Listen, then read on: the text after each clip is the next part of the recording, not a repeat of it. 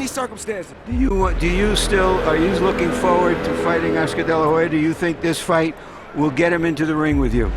You know, he know my number, he know how to call me, he know how to get in touch with me.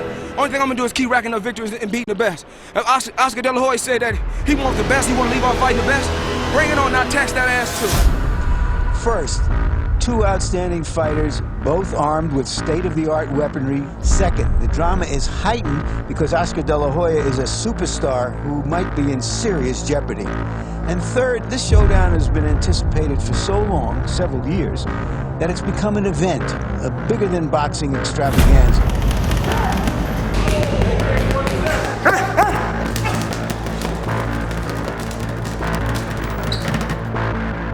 6,633 punches.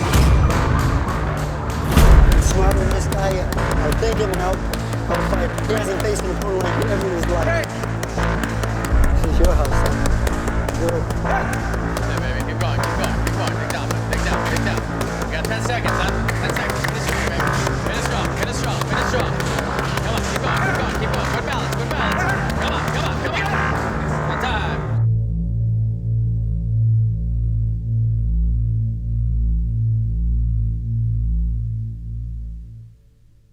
I think the proper timeline of this story takes place September 18th, 2004. Oscar De La Hoya stepped up to the plate with his WBO title on the line to fight WBC, WBA, IBF, and lineal middleweight champion Bernard Hopkins at a catch weight of 157 pounds. Oscar could not find his mark in the fight and was defeated in the 9th round by a picture-perfect body shot. And he's not going to make it up.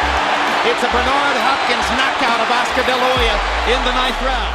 The cash cow of boxing will momentarily take a hiatus and focus on his newfound passion as a boxing promoter, while really paying attention on who will become the next star in boxing that he can fight. Two dinosaurs in boxing, and that's Don King and Bob Arum, and it's time to step down. 2004 and 2005 was a very dark year in boxing. All of boxing's prize fighters were losing, starting off with pound-for-pound star Roy Jones Jr., who lost twice that year, Mike Tyson, who was just about to receive a $100 million deal from HBO, and Bob Arum to revive the heavyweight division as the powers were shifting to Europe, if he got past Danny Williams. Then followed up with Felix Trinidad, and lastly, newly crowned as the #1 pound-for-pound star, Bernard Hopkins. Boxing was in bad shape because the loss of all these household names came in too aggressive. Zab Judah in early 05 became the undisputed champion, but it seemed like during that time people were not attracted to the welterweight division. Reasons why, despite becoming undisputed champion, Judah fought on the undercard of Trinidad versus Wright. This is where we get to Floyd Mayweather. From super featherweight all the way to junior welterweight, Floyd was in the shadows of the pound-for-pound stars. After spending the first 4 years below the top 5 in the rankings, Floyd's due finally came in 2004 when all these fighters lost, launching him up to #2 in the rankings. With that title as #2, he is now receiving much more attention, and it now makes him more of a marketable fighter. He has the skills, and at that time, Floyd was a skilled, TV-friendly fighter that has big potential of attracting the viewer. Arturo Gatti was that perfect opponent, mainly due to the fact that Floyd couldn't get a fight with Costa Tszyu, the lineal junior welterweight champion. Now, Floyd was known among hardcore boxing fans, but this fight here was his coming out party because so many people love watching Arturo Gatti. If they like it or not, they will see the skills of Floyd Mayweather. The promotion for this fight couldn't have been any better, but it's unfortunate due to Floyd's current legal issues. The promotional approach had to be different, and this became the norm for every fight. Floyd unfortunately had to play the role as the bad guy, besides him not really being a bad guy. The thing about Floyd that I look at is when he came out of the Olympics in '96, he made a choice. He could have gone the Sugar Ray Leonard route. He had a great smile, a tremendous talent, huge ability. He could have been a big superstar. But for whatever reason, he embraced the darker side and went running with the bad crowd, and it's come back to haunt him. So Gatti, who was the A side, which something most folks aren't used to hearing, was a WBC junior welterweight champion, ranked at #1 in the world. Floyd at that time was ranked #3. This was his first headline pay-per-view fight, and he delivered, putting on an absolute show. stopping Gaddy in the 6th round. Floyd Mayweather promised exactly this. He promised he would humiliate Arturo Gatti before his fans. This event was a success. Sold out gate of 12,600 fans. It generated 340,000 pay-per-view buys, totaling $15 million in total revenue, which is a lot. People get drunk with the prize fight pay-per-view numbers, but think of this as a production for a movie. Not much was spent in production in this film, and it made a lot of money, well over the budget that was spent. So therefore, this fight was a hit. Just a couple months later, Jermaine Taylor will dethrone #1 pound-for-pound ranked Bernard Hopkins for the undisputed middleweight title. So you know what that means. Floyd Mayweather is now the pound-for-pound king. He will celebrate that new title of moving up to welterweight November of '05 and made short work in his first fight at 147 of former champion Sean Bay Mitchell. Floyd coming into 2006 is eyeing a fight with undisputed welterweight champion Zab Judah. Zab had to deal with his end of the bargain and beat unknown mandatory challenger Carlos Baldomir. Zab didn't do any training for this fight and pretty much lost it all. Baldomir is now the WBC and lineal welterweight champion. Judah's other belts were not at stake, but since he lost, he was stripped by the WBA title. The IBF still recognized Judah as the champion. Since there's still a title at stake, Floyd went ahead anyway to fight Judah. When it comes to things in boxing where the boxing fans, especially the casual ones, HBO around this time has an unorthodox way of informing fight fans rather than just telling them like they did back in the day. Somewhere in the neighborhood of $25 million. Diet Pepsi, as part of a huge deal with Tyson, was happy to pay $1.25 million to have its name and logo synonymous with Tyson Spinks. Andre Lennox is flicking with an open glove. By the way, speaking of the gloves, they are the tabbed variety with the thumbs attached to the body of the glove. It's really a double-edged sword. They press fighters with hard questions to get a genuine answer about either their opponent or the politics in the sport to inform the viewer at home and also market the fighter. It worked perfectly with guys like Bernard Hopkins, who are brilliant improvisationists and an expert to both the politics and business end of the sport, who can articulate beautifully to the reporter and the viewers at home. I'm just noticing this, so yeah, I'll call this the Ali versus Howard Cosell effect. Cosell would pretend to be Ali's biggest critic, or in this generation, his biggest hater. To say goodbye to Muhammad Ali, because very honestly, I don't think he can beat George Foreman. And Ali will put on a show, owning Howard. And you're always talking about Muhammad, you're not the same man you were 10 years ago. Well, I asked your wife, and she told me you're not the same man you were 2 years ago. They pretty much take turns going back and forth, which generated amazing promotion for Ali's fights. After this fight, I suspect Ali will retire. And through all of the years, my own memories of him will be as a fighter and as the strange and curious and gregarious, sometimes family man that he is. I'm gonna let everybody know that that thing you got on your head is a phony and it comes from a tail of the pony. The Judah fight will be the last of those fights where Floyd will be receiving the usual scripted questions, and it would rub off on Floyd the wrong way and he will take that personally. Judah will start the fight off really quick, recording what would be Floyd's first legitimate knockdown, but it was ruled a slip. He's behind on Harold Letterman's scorecard. I'm not sure we've ever seen that. And the bottom line is, we've got close competition in Las Vegas.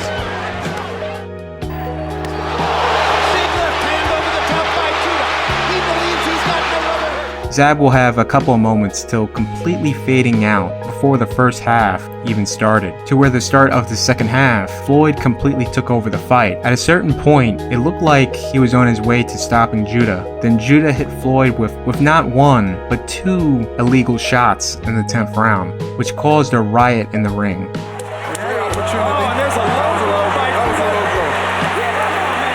And Mayweather is badly hurt by the low blow.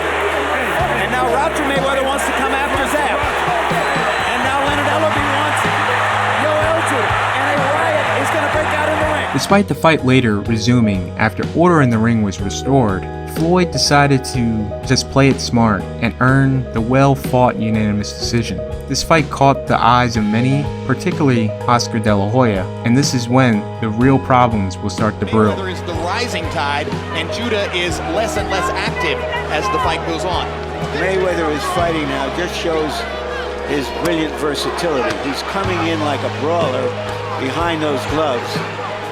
He can outbox you, he can outpunch you, he can outbrawl you. Oscar, a month later, after Floyd's fight, made his long-awaited return back in the ring against former unified champion Ricardo Mayorga. Like I mentioned earlier, the state of boxing is still at a low state. The viewership is not as it was years prior. It may take a little bit longer for boxing in America to recover from this hangover, especially as the UFC is starting to really pick up some steam among combat sports fans and younger audiences in America. As I mentioned earlier here, the budget for the UFC is not high for these events, especially since the fighters are not being paid much, but the pay-per-view numbers were really gathering attention and scaring the boxing bigwigs. In 2006 alone, the UFC was raking in consistent 200 to 300,000 pay-per-view buys, then to explode with UFC 59 earning 425,000, and what got mainstream attention, UFC 60 earning 600,000 pay-per-view buys. To end the 2006 year off, Liddell Ortiz too earned 929,000 pay-per-view buys. The seriousness of a pay-per-view star to pass the torch to was evidently clear, and Oscar found his man to tango with, which was Floyd Mayweather. But he had to get past Ricardo Mayorga. He had to prove he still had it. He's not distracted by his new job as a promoter and managing now a huge stable of fighters. He had to really be at his peak this fight. Mayorga was that perfect fighter to test that out. Oscar started the fight off very quick, dropping Mayorga in the first round, sending a statement.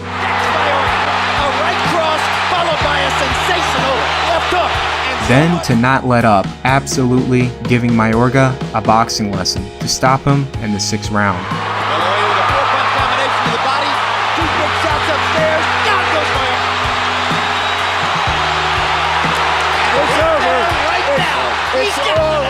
Oscar De La Hoya is back. You can just hear the relief in the commentators' voices. They were like, oh boy, yes, our sports budget isn't getting cut after all, guys. Look at the smile and listen to the crowd. Boxing gets a shot in the arm. Great finish. And he will fight again. Oh, yes, he will. Yes, he will fight again. 20 months without it. Boxing needed that.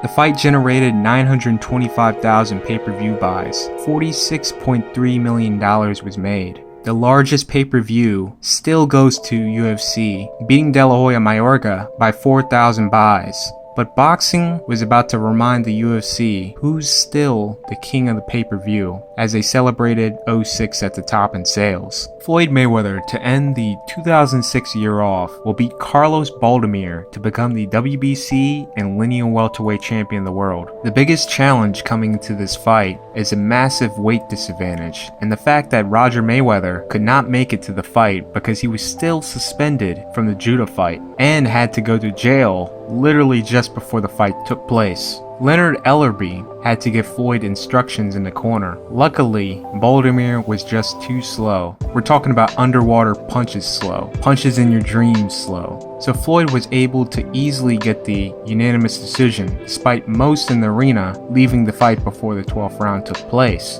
Many who bought tickets were expecting Floyd to fight Baldomir like he did against Arturo Gatti and stop him, but Floyd did the complete opposite. Floyd was not taking that risk against a guy who outweighs him by 20 pounds, and he has no trainer to give him instructions. None of that was taken into account, and even the betting odds for the fight to go all 12 rounds in Floyd's favor was hilariously 2-1. The people who were cheering were the ones who won a lot of money that night.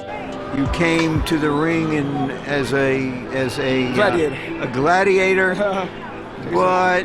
Do you think this was particularly entertaining? I mean, there were people booing, there were people leaving after the 10th and 11th round, And since you've brought the subject up, I want your response. Like I said, this was a Cosell and Ali moment. It didn't really take too much effort to get a response HBO was looking for, but Floyd made it entertaining with a genuine response. HBO, I love you, this pretty boy Floyd. The best of the best, the creme de la creme. Filthy Rich Records is what it is. I'm the best. I beat fighters under any circumstances. I can put through it. Larry Merchant is just a commentator. He don't know nothing about boxing. Where the viewer at home, which is being shown on SportsCenter that night and the next day and throughout the week, that right there sold the viewer the idea of the fight. For the people who wanted to see Floyd fight Oscar. Number one, pound for pound, he's out there claiming he's better than Sugar Ray Leonard and Robinson. You have Floyd fans sold, fans that are intrigued if he's the real deal, the critics, and now Oscar fans who want him to shut Floyd up. And this chapter here is where the real problems take place.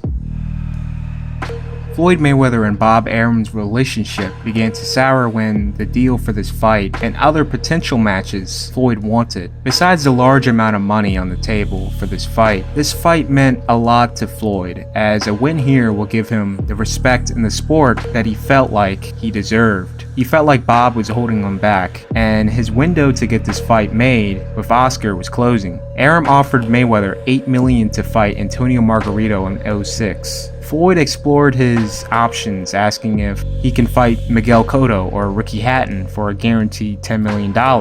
Bob was only willing to guarantee him $7 million, which is not that much considering the fact Floyd was paid $4.5 million against Mitchell. This is a far bigger fight. Why is Floyd getting shortchanged all of a sudden? Floyd also asked for a guaranteed $20 million if the Oscar fight is made. Bob had no interest making that fight happen, mainly due to his politics with Oscar, who bought out his contract to form his own promotion and get the fights he wants made. The same repeat took place years later with Manny Pacquiao, but it went to where the amount of money was too hard to pass up and the slowly decreasing pay-per-view numbers from both fighters, with the UFC now a direct competitor. So Mayweather explored all his options and was shut down on every one of them. So he did what Oscar did and bought out his contract with Top Rank for $750,000, which this high and risky investment paid off well. Floyd, a free agent, was able to seal a deal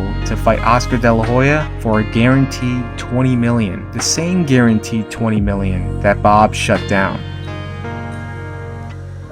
Floyd Mayweather Sr. was originally set to train Oscar De La Hoya. Despite his relations with his son not being the best in this chapter, a great way to get out of a contractual job is to outprice yourself out of it. I think deep down, he did not want to train Oscar to fight his son, but he has loyalty with Oscar's team since the year 2000. Whatever they want to say, I'll be coming back here. They want to say, they can say it to me. So his only way out of this situation is to outprice himself out of this job. Senior asked for $2 million to train Oscar for this fight. He was counter-offered a guaranteed $500,000 and an extra $500,000 if he wins the fight, so $1 million total. Senior now has a reason to turn down the offer and walk away. He called the offer insulting and walked away from the deal. Freddie Roach was later picked up to be Oscar's trainer for the fight. Freddie, who now has responsibilities of training several prize fighters, his flat fee was $1.3 million, which they had to settle for. Now, if you don't punch, the referee's gonna warn you. Go right away. It's forgotten about, okay?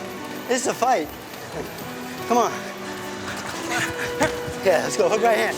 The promotion for this fight couldn't have been any better. HBO had a lot of money at their disposal and started with the first ever production, the 24/7 series. This is not your average low-budget countdown or reality TV series. This was a real-time documentary shot by real filmmakers and not slapped together like your local news station story. Everything is shot and edited as it's happening. It's the first of its kind, and it really got you more emotionally involved with the boxers and their everyday lives and reaching the hidden potential how much this fight and many others can sell, which the goal is to show the UFC who is still the top dogs and beat the Lewis Tyson pay-per-view record. In this fight, Mayweather will be moving up once again to 154 and fight for Oscar De La Hoya's WBC junior middleweight title.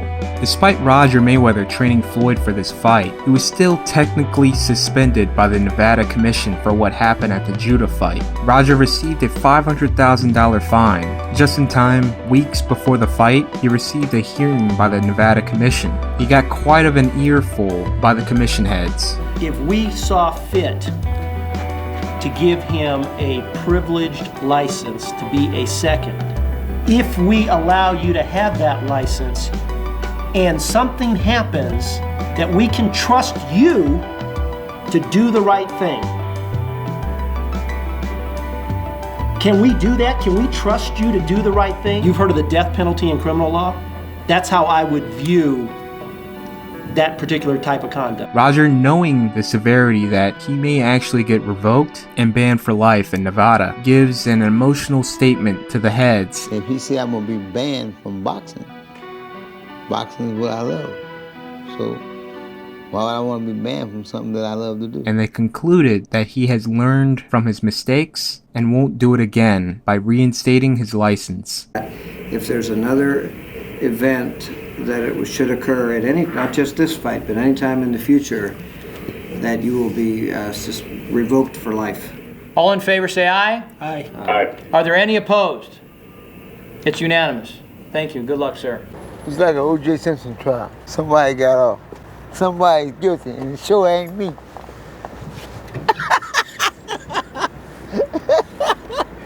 Woo-wee! For prize fights of this magnitude, there's always the usual pre-fight pageantries. A great show up at the grand arrivals, and then the last bits of promotion, the final press conference, and lastly, the weigh-in on Friday. Boxing fans and the masses were starting to line up for the weigh-in as early as 6 in the morning. It reached max capacity of 6,000, and unfortunately 2,000 people were turned away. Both guys came in amazing shape. Floyd weighed in at 150 pounds, while Oscar came in at 154. It was a packed arena, and a star-studded crowd showed up to witness boxing's biggest money fight. Before the fight started off, the Mexican national anthem was performed by 3-time Grammy winner Pepe Aguilar. Then, the national anthem was performed by 3-time Grammy winner Mark Anthony. Mayweather was the first to come out to the ring, sporting the leather Mexican flag attire, in which, judging by the stones shining all over the place on his outfit, that's all diamond. All while having 50 Cent perform his song Straight to the Bank off the Curtis album. Oscar came out second, sporting classic boxing attire, fitted with Jordan high tops. At the face-off, both guys looked as ready as ever, despite this being Floyd's first rodeo of a fight of this magnitude. The fight started off as a battle of nerves. Oscar stalking, and while Floyd is outpointing him with jabs and occasional check hook, Mayweather clearly wins the round based off of a wide punch count and clean shots landed. Freddie in his corner after round 1 urged Oscar to lead off with the jab, in which he did not throw once effectively in the first round. Oscar in round 2 would start off the round much better, actually leading with the jab to set up combinations, whether if it lands on the guard or not. He is scoring solely off of effective aggression. Oscar would rake in round 2 based off of punch count and effective aggression. Round 3, Oscar would once again start off the round big. And once Floyd is on the ropes to where he is most prone at, he is throwing punches in all different directions. Mayo Stewart stated, when it comes to these moments, you're not going to outpoint Floyd thinking too much before you throw. Floyd is a master thinker, and he will pick you apart.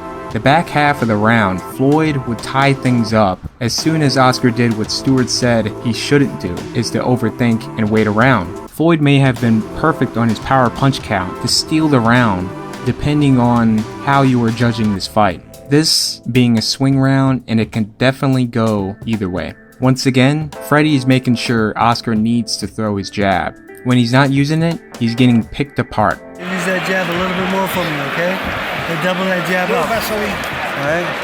All he's using is defending the hook, okay?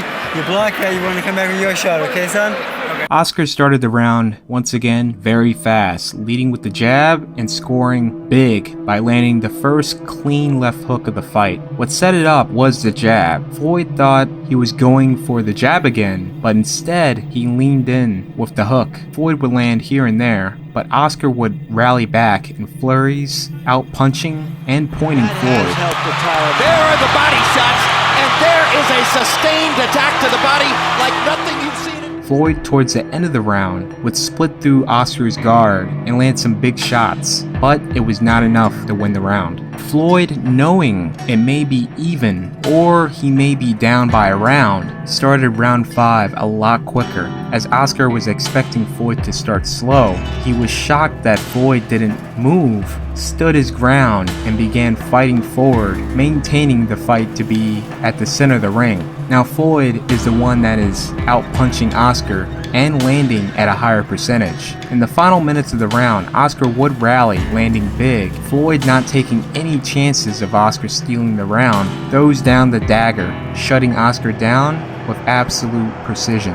Coming into the 6th, the roles have reversed here. Floyd is now the aggressor, fighting on his back foot, starting the round off much more on the offensive, and at that, landing. The final half, Oscar rallies to even up, flurrying on the ropes, then to land a clean right hand. Oscar is finally back to opening up with the jab, and it lands effectively to later open Floyd up to more combinations. Oscar will counter Floyd with a perfect short left hook to end the round off, now making the round even. This is definitely a swing round. Round 7, it almost seems like Floyd went to take a breather. This is his first fight at junior middleweight, and he's fighting at a sporadic pace, which with those extra pounds of muscle added, it can really tire you out. Oscar sees that and begins an offensive invasion. Oscar is throwing each shot with the intentions of knocking him out, rather than just outpointing him. De La Hoya clearly takes round 7, but it may be at a price. Round 8, both guys mutually take almost the first minute off and get a breather. Oscar starts off first, landing a flurry and very stiff jabs. Once again, Oscar being more active, setting up the assault with the... Floyd, after the 2-minute marker, will begin to pick Oscar apart as Oscar is trying to get his breath back. Oscar will rally back and in the final 10 seconds let off a flurry that potentially could have given him the round. Round 9 was all Floyd. Oscar's flurries were few and least effective to where Floyd outpointed and outshined him. Round 10 was identical. It was all Mayweather. This time, no flurries at all, and Floyd was able to maintain staying away from the ropes the whole round, ending the round off big. Round 11, the same, but Oscar would have some moments and he will end the round off big, which I don't think it was enough to tie the round or steal, despite how big and clean the shot was. Right hands. Hard right hand by De La Hoya, his most effective punch in 3 rounds. Oscar came out the 12th, trying to throw as many punches as he can to either luckily drop Floyd or win the round big. In this case, Oscar just won the round big. There was any moments that have evened it leading up to the final 10 seconds. Oscar would completely take the round with his final flurry to end the fight. The fight was incredibly close, and it all depends what the judge looks for in the fight. Some judges like effective aggression, high punch outputs, and how are these shots affecting the fighter. Some favor punch accuracy, and some take all of that into consideration, so it's really a hard fight to judge. Tommy Kazmarek scored the fight 115-112 for De La Hoya. Chuck Giampa 116-112 Mayweather, and the final scorecard by Jerry Roth 115-112 for Mayweather, making him the new junior middleweight champion of the world. The crowd didn't know till Buffer announced Mayweather's name and began cheering early because they didn't know what title was on the line. Then it quickly went to silence. The total punch stats, Oscar threw 587 and landed 122. Mayweather landed at a higher rate and threw almost 100 punches less at 481. As far as Floyd Mayweather interviews go, this is possibly one of the best ones. It was easy work like I told you guys it was going to be. He was rough, he was tough, he's supposed to fight. You know, 10-time world champion at 6 different weight classes. He proved himself, but he couldn't beat the best, Pretty Boy Floyd tonight. Mayweather Sr. is later interviewed in the post-fight and was given the very tough question, who won this fight? This is what he had to say. You want to call fight by scoring, point system, by who throwing the more punches, you would have to give it to Oscar. But if you just going on a guy hitting a guy with single shots, then you have to give it to my son. Oscar or Floyd, who won? Hey man, if you go by point system, you're going to have to give it to Oscar. If you go by point system. Thank you. Jim? In the climax of the broadcast, HBO took its time of its last words to take a jab at the UFC. This was a very good fight. We'll see a lot more. Whether we have this kind of crowd and folks out there in those numbers, that is another story. Will boxing have to cede its place on the stage to other fighting forms like mixed martial arts? Mixed martial arts is entertaining. The kind of skill level you saw in the ring tonight, there's nothing in mixed martial arts which is within light years of what Mayweather and De La Hoya are able to do with their hands. Then to push the message, was this fight able to keep casual fight fans invested in boxing and not turn to the UFC? Bigger question, there was a lot of pomp, a lot of hype about this. You brought a number of casual fans to the set who were tuned in. The question is, those casual fans, did they see enough drama tonight, enough excitement to stick with boxing, to come to boxing? This is like a EA Games moment here, when 2K5, the greatest NFL game to ever be made, beat them that year. They got worried and scrambled to creating a monopoly today with exclusivity deals, eliminating the competition entirely. In this case, with boxing, they can't do that, but what they will do is find every moment to put down MMA. Except Max, he actually disagreed with Jim's statement. That's a real combat sports fan right there. Those who were casual fans, was enough delivered tonight for them to stick? I don't know, I hope so. I would liken this fight to a political candidate shoring up their base. Boxing fans will be happy with this fight, but a couple of points. First of all, I disagree with Jim. I think there are mixed martial artists who are operating on a very similar skill level in what they do to these fighters, and that's one of the reasons that sport's becoming very popular. So there was a rematch clause to this fight, and it was a clause that Floyd had to fight De La Hoya if he loses. There's not a real way to get out of the contract, except for one. Floyd mentioned at the end of the fight with Oscar that he will be retiring, which if he retires long enough till it expires, he's in the clear to continue his career. He decided not to officially retire after De La Hoya. Remember that list of fighters Mayweather wanted to fight, but he couldn't since Bob Arum did not want to pay him? You had Miguel Cotto and Ricky Hatton. Since Cotto at that time was under Bob Arum's, he couldn't get a fight made due to personal politics. But Hatton is under the Golden Boy banner, so he can close 2007 off by fighting Hatton. Mayweather made $10 million guaranteed, $25 million total after pay-per-view shares came in.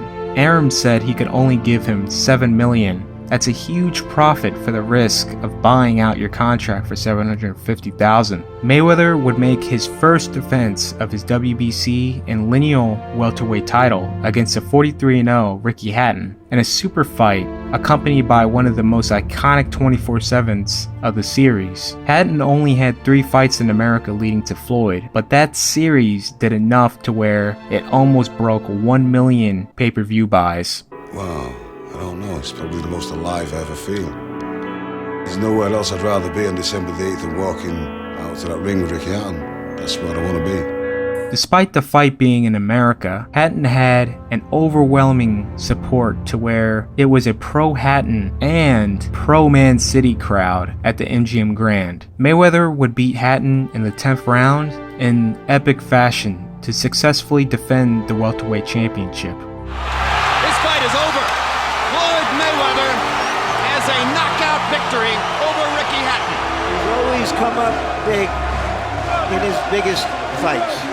Mayweather once again announced that he will be retiring, but everyone did not believe he was. So the next year, you had nothing but news popping up that the rematch is in talks, and Mayweather is getting $20 million plus pay-per-view shares in the well-anticipated rematch. Oscar is fully preparing for this fight, reuniting with Floyd Sr. and fighting a tricky tune-up opponent, Steve Forbes, who fights in a similar stance, to get ready for Floyd in September of '08.